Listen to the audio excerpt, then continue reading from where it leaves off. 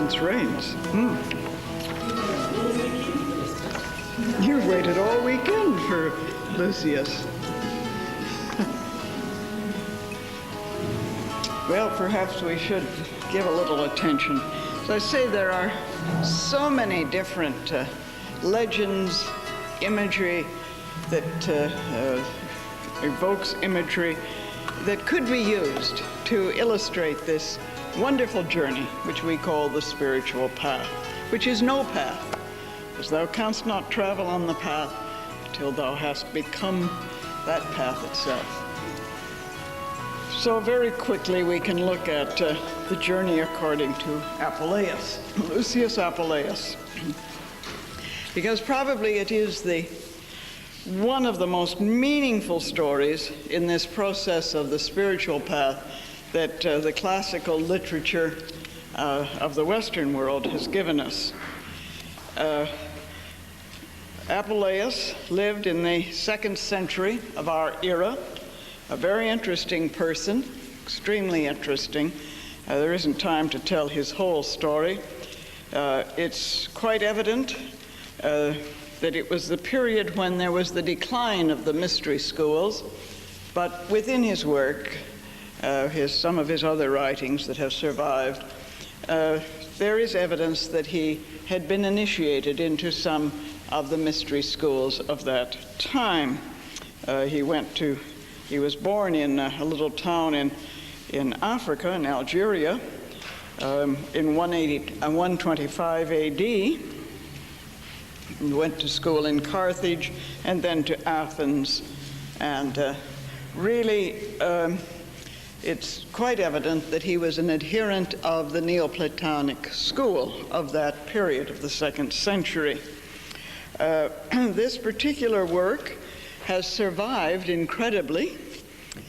Some scholars think that it has survived because it has a certain pornographic character to it, some of its contents a bit pornographic, and that it was copied out secretly by the monastics who got a lot of their forbidden information from it and were rather enjoying it.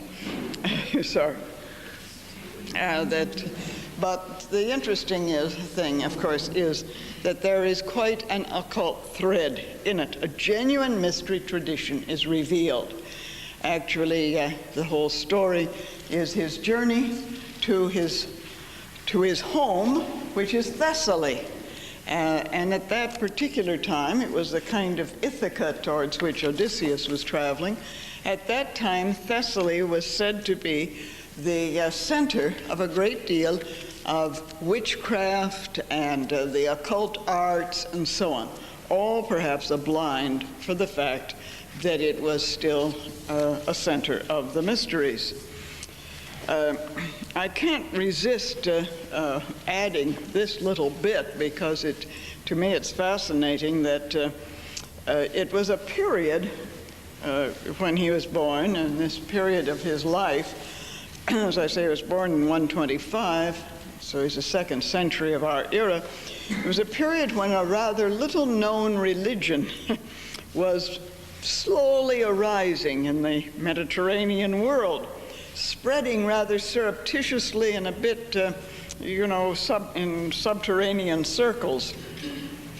And to gain an impression of what the cultured and educated Romans of that period, because he was born into a Roman family, of course, he was the son of a very highly placed Roman official in North Africa.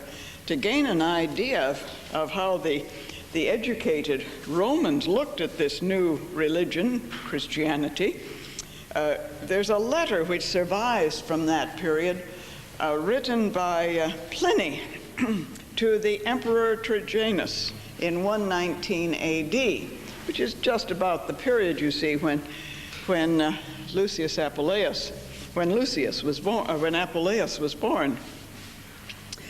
Pliny, it seems, had been given a list of people who allegedly belonged to this new sect, and he ought to investigate them. This is the governor of this area, actually, where Apuleius was born.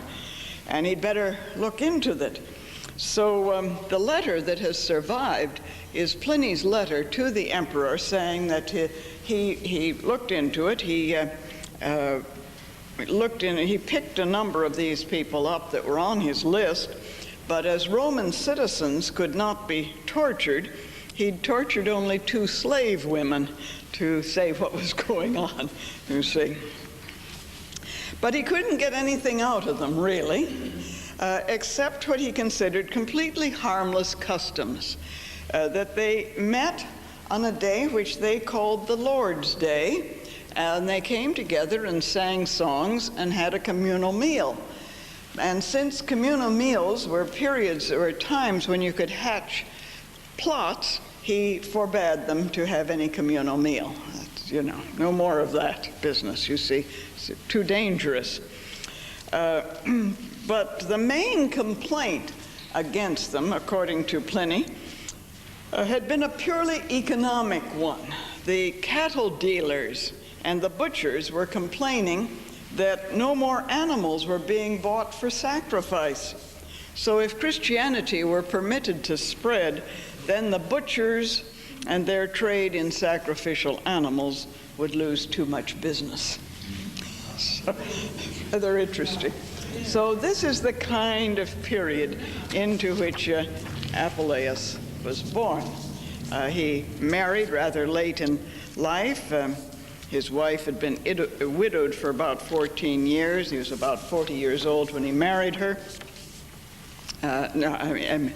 She was about 40. He was about 29 or 30 at the time. And there does remain a defense in court. He was became evidently a very renowned lawyer. We have some love poems which he wrote in this marvelous defense called the Apologia, which he wrote. But the really important thing is that it definitely appears that while he was a student in Greece, that he participated in the Eleusinian mysteries. And certainly in this work, known as the Golden Ass, more properly it's called the Metamorphoses of Lucius, otherwise known as the Golden Ass. There was a translation, the first English translation was in the 16th century by William Adlington, fascinating translation to read, but the modern translation is by Robert Graves. Robert Graves, of course, the great English poet and writer who did that wonderful compilation on, what is it, not the Great Mother, the White Goddess. So that's the best and the easiest translation. Well, it certainly, reading the Golden Ass indicates that he was initiated into the mysteries of Isis and Osiris. And in fact, it's on the high note of his initiation into these mysteries that the work ends. But you really have to have an occult thread to read through it. In form, it's very much like Chaucer's Canterbury Tales, and some of the stories are blinds. And that's why I say they have a bit of a pornographic content, so don't be shocked by it. But some of them are blinds. But right in the center of the book is the marvelous story of Eros and Psyche, which contains a great deal now of mysticism, of occultism. At the beginning of the book, Lucius has decided to return to his mother's home, to Thessaly. Now, this again is the journey to wisdom, to the great mother, to Sophia, Sophos. This is the journey homeward, the journey to the top of Mount Analog, if you like. He's riding a white horse. He's a gay, rather light-hearted, sort of Don Juan type with very high ideals. And this, we can note that his name, you see, Lucius, means light, doesn't it? Lux is light. And this is very important.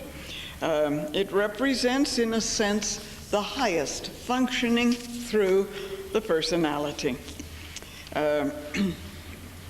After he sets out on the journey with he's really on his way home and so on a white horse, purity and so on, you see. And after a little while, why do we have to hurry?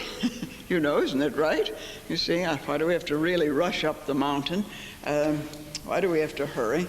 So he relaxes, and he lets his horse feed as it will, And he meets two men.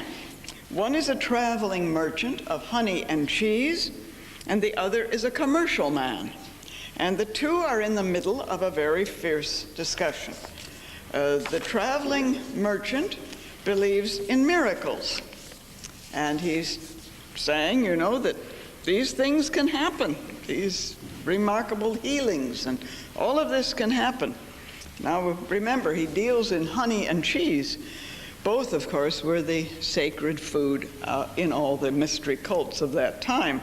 Especially, they were the sacred foods in the mystery cults of the Great Mother in the Dionysian, the Eleusinian, and the Orphic mysteries. This is a period when the mystery schools were declining, but they were still legitimate. Honey, of course, was said to be the divine food of the gods. And it was associated, it said that the tongue that was smeared with honey was the inspired tongue, you see. Cheese, of course, is solidified milk. It was also associated, therefore, with the mysteries as a sacred food.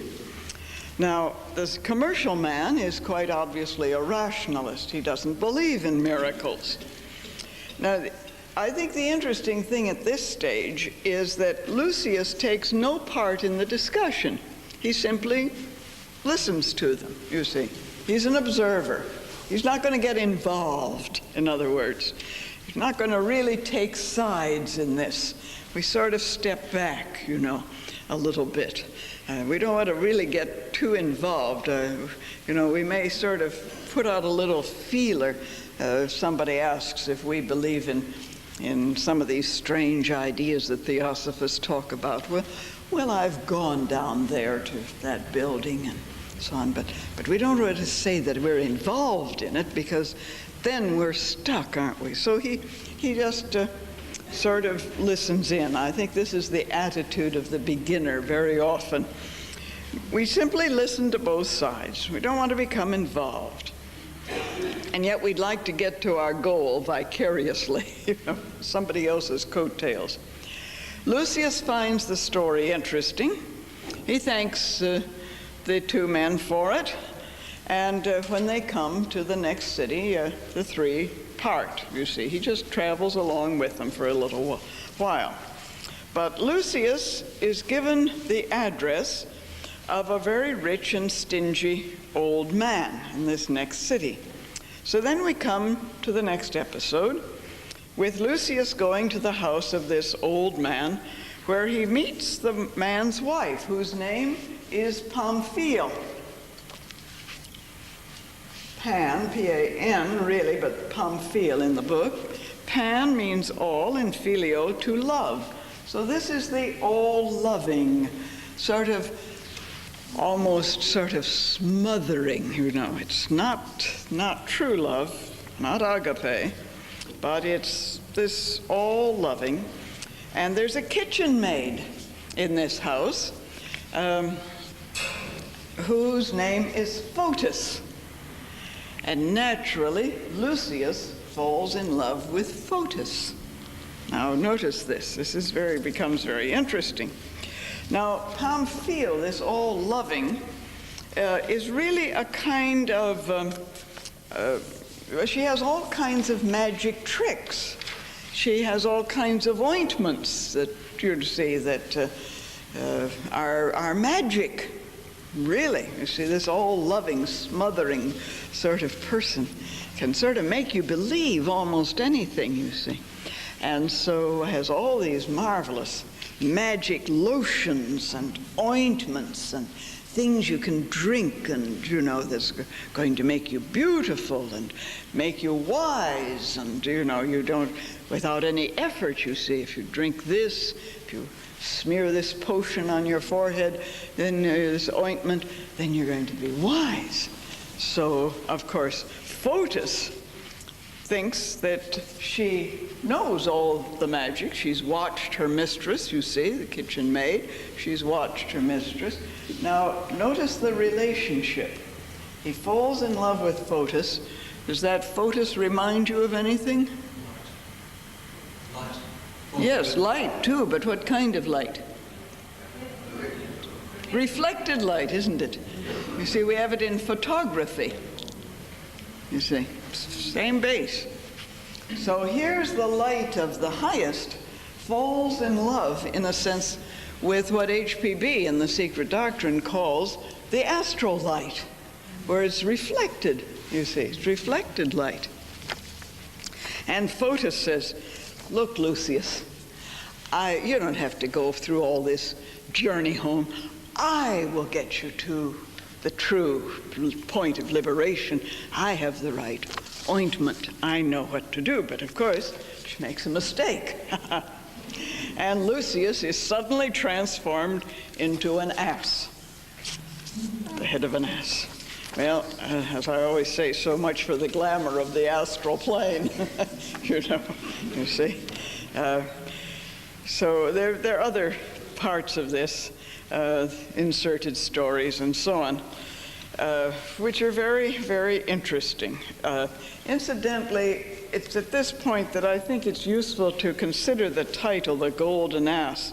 For now that Lucius has been transformed into an ass because he was beguiled by his love for the phenomenal, and we've got a lot of asses walking around the world today, I think, beguiled by their love for the glamour of what they think is the glamour of the astral plane.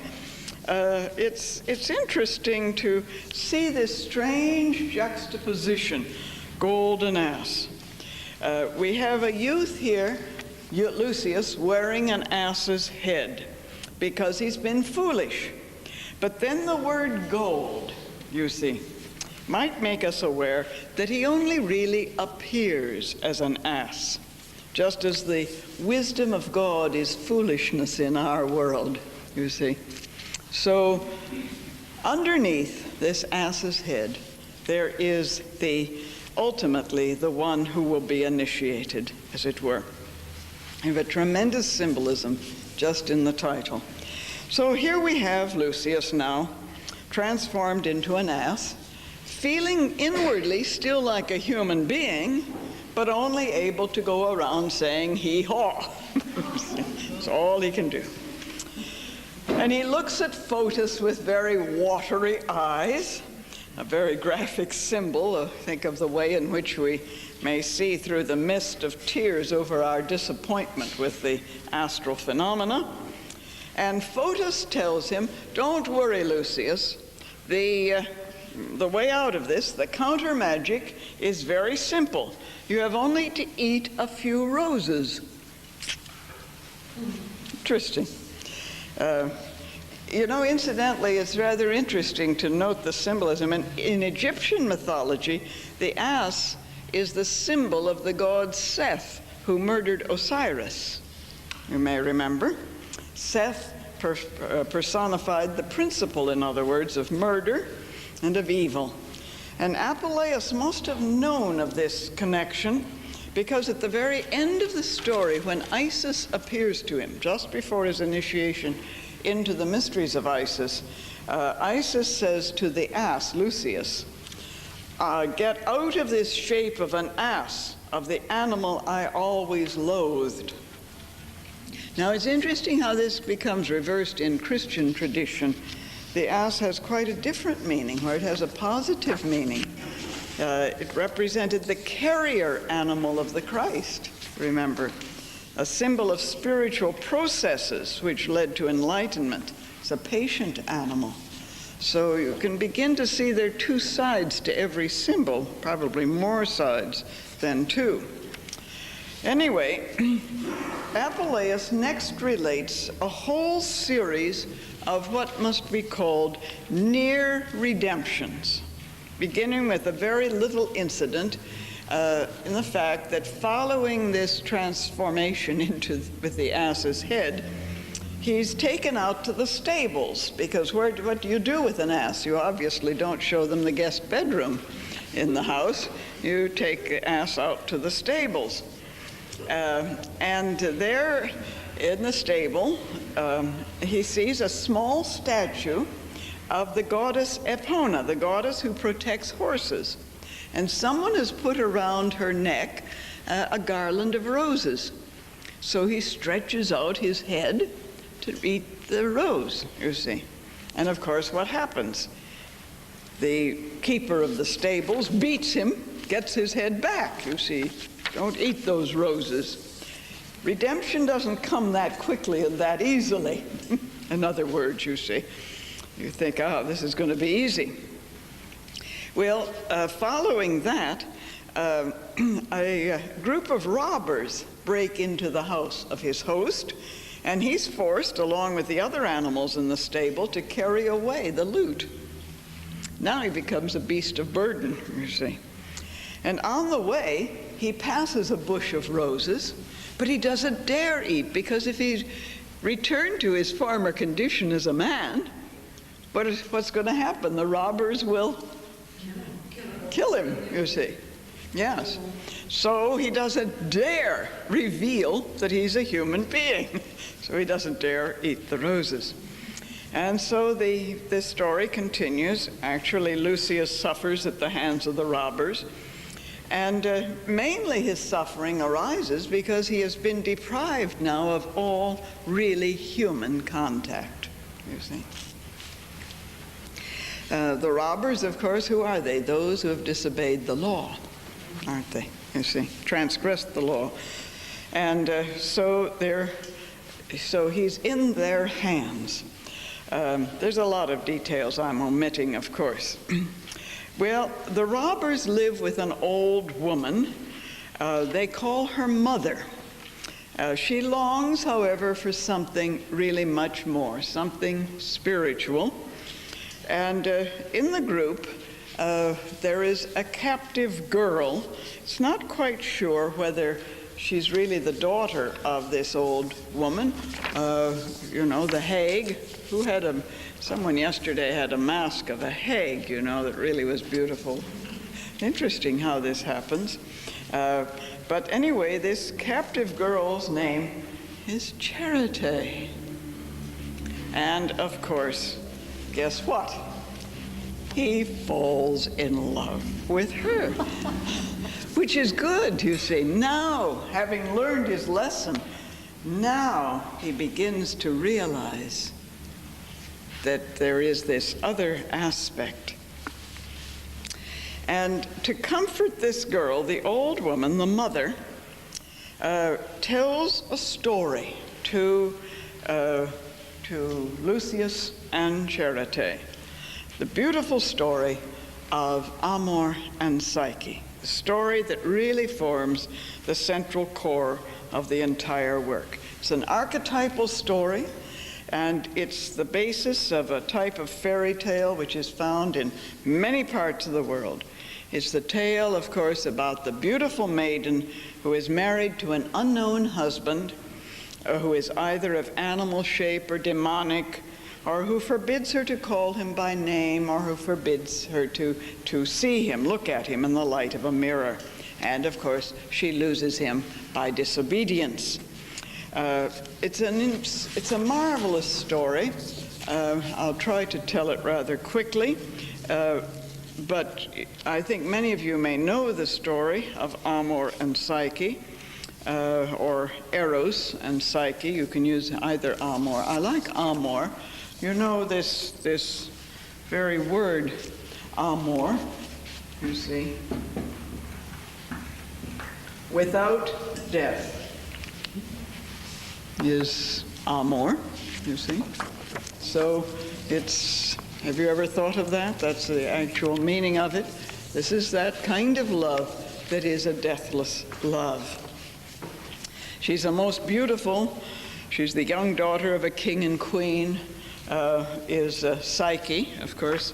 You see, it's Amor and Psyche, which is the soul, of course, and the daughter of a most beautiful daughter of a king and queen, so beautiful that she arouses the jealousy of the goddess Venus. And so Venus is so jealous of her that Venus commands her son, Amor, or Eros, to see that she falls in love with the lowest of all humans. So when Eros, or Amor, sees his victim, he becomes the lowest of all humans himself. And, of course, therefore marries Psyche. Marvelous symbolism there. But then he exacts from her a promise that, because he comes to her only at night, that she will never seek to know what he looks like. Well, naturally, she's plagued by her own curiosity. Notice how often curiosity plays a role in these stories, and all of us are curious at some time or other.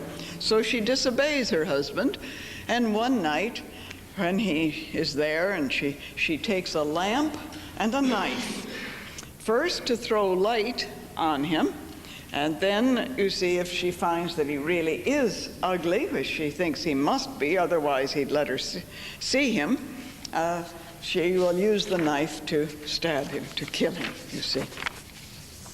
Well, of course, when she finds how beautiful he is, Amor is beautiful. After all, he's the god, you see, son of Venus and son of God. She becomes so shaken with this that a drop of oil spills from her lamp and wakens him.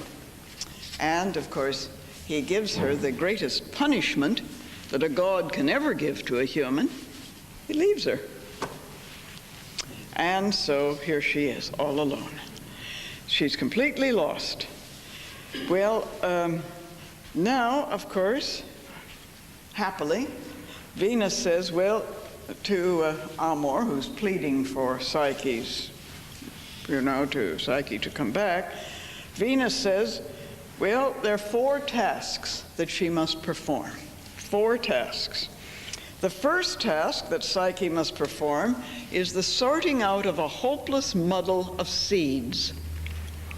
Barley and millet and oats and peas and lentils and beans and everything. There in the mound, and she must sort them out. Well, happily, she gets some help. Some ants come along and sort this out. The ants represent, of course, a kind of unconscious ordering principle, because ants are very orderly, aren't they? So here is the symbol of secret orderliness that sorts it all out. Then she's given a second task. She's to gather a hank of wool from some sheep whose fleece shines like gold. Well, again, I'm reducing a lot of this because of time, but these are the 4 tasks. First, to sort out all of these seeds. Well, we have to do that in ourselves, incidentally. We risk losing ourselves either in the hopelessness of the task or in choosing the wrong values, and that's a hopeless muddle, you see. But there is a secret ordering principle. All right, the second one, you see, now she has to get this hank of wool from these sheep. This is very interesting. Again, tremendous occult signification.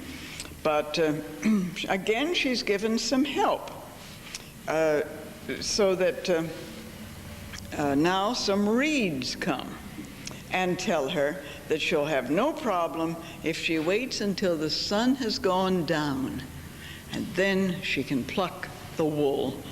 Now, this suggests, of course, that the sheep, Aries, the ram, aggressive impulsiveness, wait until everything is quiet. Then you can take the treasure, the wool, you see. So for every powerful emotion, which is hot, the frenzy of the sheep, there's also the treasure which brings light. And again, she had to wait for the right moment, and the reeds have told her. The reeds, this is an ancient Egyptian motif in which the secret knowledge is conveyed by a wind that whistles through the reeds. intuition, in other words. So you have the tiny little hints of truth, ants and reeds, that if we're quiet, they will operate. Well, naturally, the tasks get more difficult. The third task requires that Psyche fill a crystal bottle with water from the spring that feeds the rivers Styx and Cocytus, the streams of the underworld. Well, here again she's helped, because the story relates that the eagle of Zeus takes the bottle, fetches the water, and brings it back to her. You see. Again, tremendous symbolism. The confluence of these two streams, of course, represents the union of the highest and lowest, represent the stream that we know in occult literature as Kundalini, and the eagle of Zeus represents the high soaring flight of the intuitive spiritual perception. The Buddhic principle, the crystal bottle, is always the symbol of manas, into which the creative energy must be poured and brought to the top, brought to the surface, you see. All right, now, there are some interesting episodes, but in between. And finally, the last task demands that she descend herself into the underworld and obtain from Proserpina the box with divine beauty in it, which she is to bring to Venus. Now, on this, no help is given. The descent into the underworld must be made by Psyche alone. Several elements are present. She mustn't stop at any point along the way. She mustn't, whatever she sees, she mustn't stop, and so on. And it's very rich in symbolism. But now she's completely on her own, Psyche. And for the first time, she must undertake the task without any assistance from anywhere. She descends into the underworld, and of course, she gets the box which contains the ointment, the symbol of the life-giving spirit, and bring this as a gift to the very highest. Now, the thing is, she is not, of course, to open the box. This is very interesting. But, of course, what does she do? Curiosity. She opens the box, you see. So what's contained in this? Why a box containing an ointment of beauty? Well, again, a sacramental and religious symbol, isn't it? Representing the life substance. Beauty, in other words, is the right proportion of all things. And so she opens it and sees, as it were, that the realization that everything is truly beautiful. And what happens? She falls asleep. That's from having opened the box. Well, now in this new state, she can only be aroused by the highest of the gods. And so Amor returns to her and wakens her. They are united. So there is the story that's inserted. So Lucius has listened to this tale, and as a result, decides that he's going to run away with Charity. Of course, he only runs into worse trouble, as you can imagine. There are a lot of symbolic occurrences. Actually, at one point, it's Charity who ruins everything for Lucius. She wants to go where her parents live, and he wants to go in the other direction. And they're back again with the robbers. Then, of course, they come to all sorts of situations. He's taken in by a farmer who uses him as an ass to turn the mill. We have the poor fellow going around and around in a treadmill, which seems to be marking time. He's taken into a circus and made to perform. Oh, marvelous episodes. Well, finally, of course, he escapes.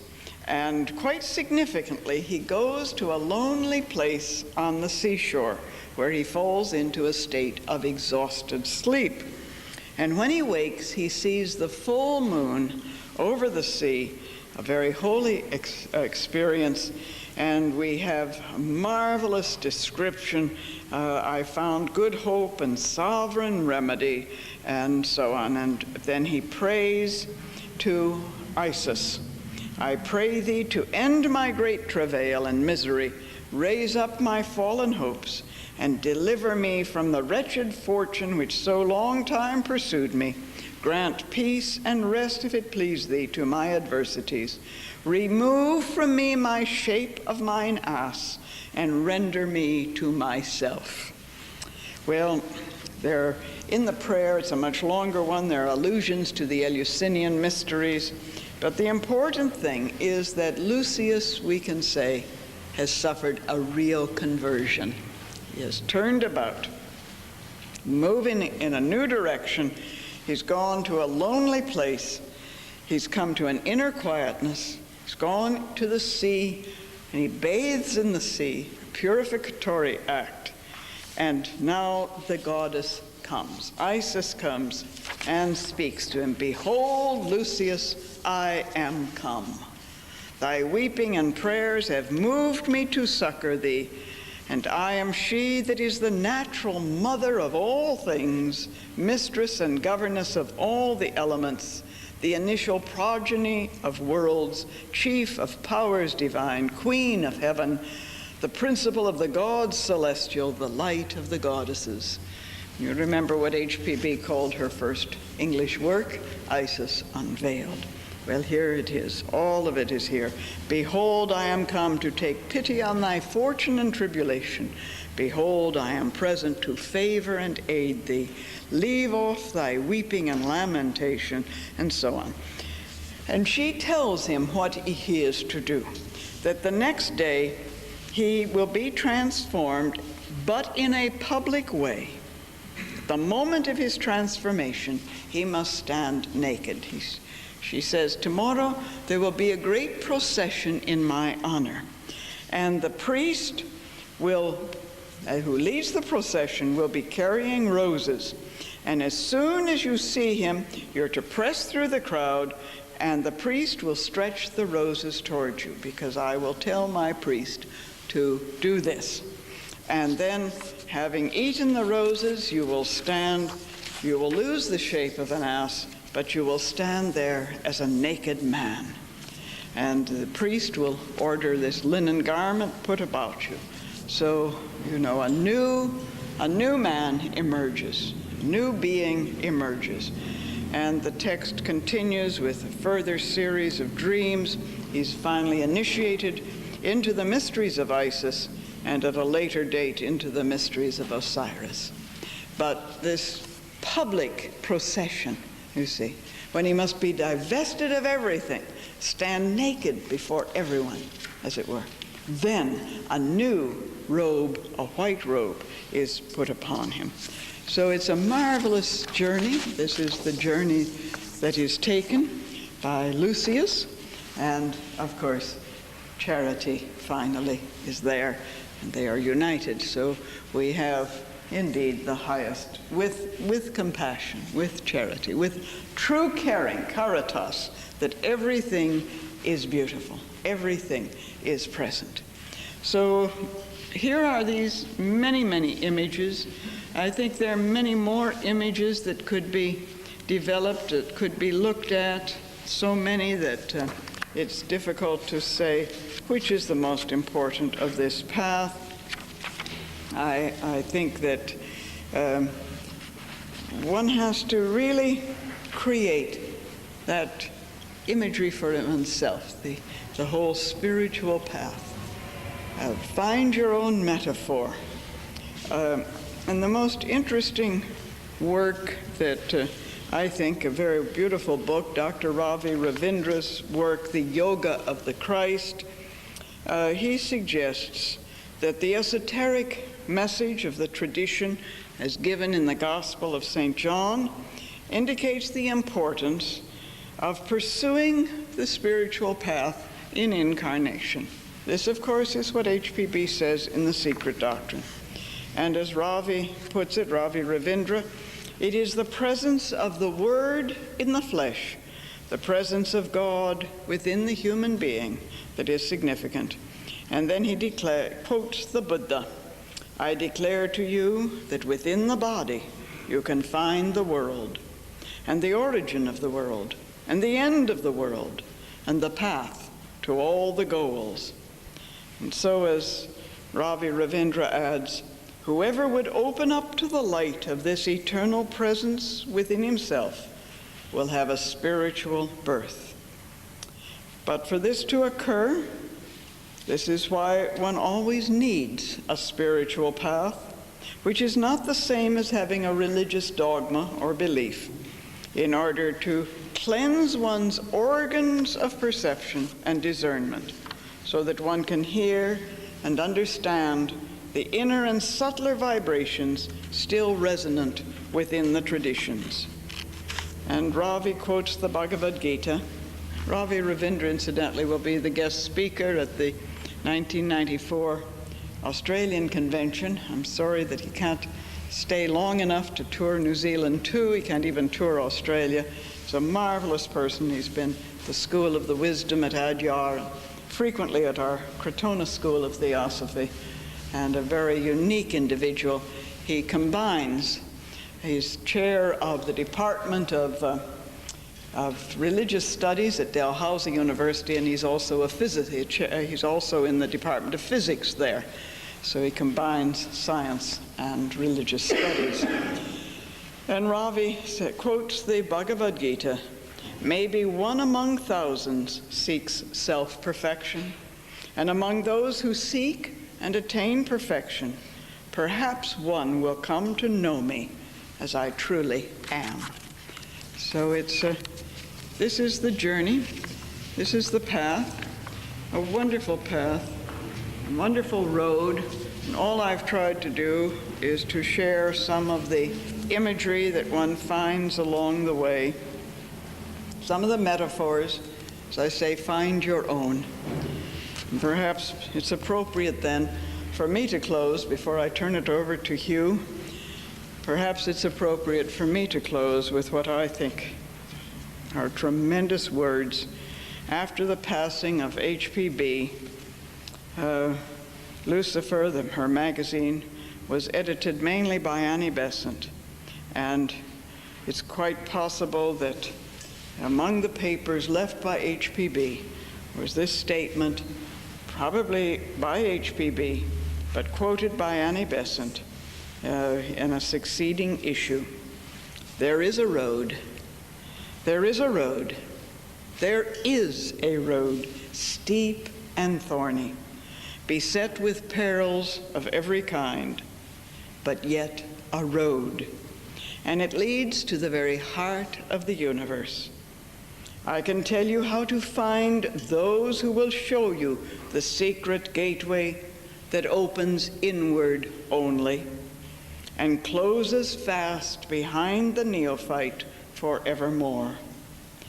There is no danger that dauntless courage cannot conquer. There is no trial that spotless purity cannot pass through. There is no difficulty that strong intellect cannot surmount. For those who win onwards, there is reward past all telling, the power to bless and save humanity. For those who fail, there are other lives in which success may come. Thank you very much for the weekend. Wonderful.